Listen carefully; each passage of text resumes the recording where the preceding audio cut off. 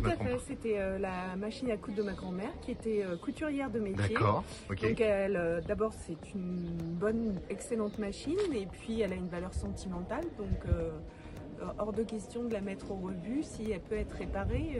Clairement, si elle n'était pas réparable, je devrais racheter une machine, sans doute de moins bonne qualité. C'est juste une pièce plastique, une petite dent qui est cassée, tout le reste fonctionne parfaitement. Pour vous, en quoi c'est important de réparer son objet au lieu de le jeter? Ça évite effectivement de générer des déchets supplémentaires, de la pollution, de devoir produire des objets supplémentaires pour remplacer ceux qui marcheraient encore, donc éviter de consommer des matériaux non renouvelables inutilement.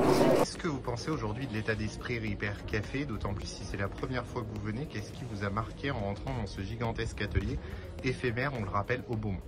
Moi, je suis admirative du temps donné par les bénévoles. C'est fantastique. En plus, le monsieur qui m'accompagne, donc Hugues, m'explique, me donne du sens. J'entretenais déjà moi-même, mais maintenant je vois l'intérieur, je vois ce que je peux faire. Vous êtes venu au Repair Café. Oui. C'est vous qui aviez la fameuse cafetière. On a passé énormément de temps. Ça dépend. Oui. Ah d'accord. T'as le plus et le moins.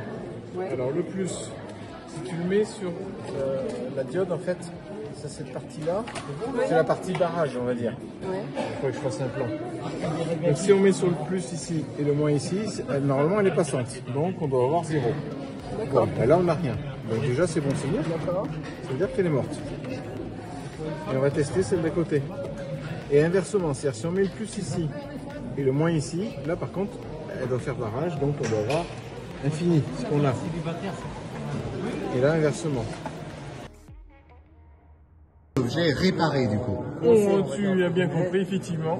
Il y a du travail de remontage maintenant. Voilà, c'est. Et c'était bien le fameux petit composant de tout à l'heure. Tout à fait, c'était le condensateur. Ok, qui Et était en qui a défaut. été changé, un composant à 10 centimes. Et Au final, elle est réparée grâce à l'implication.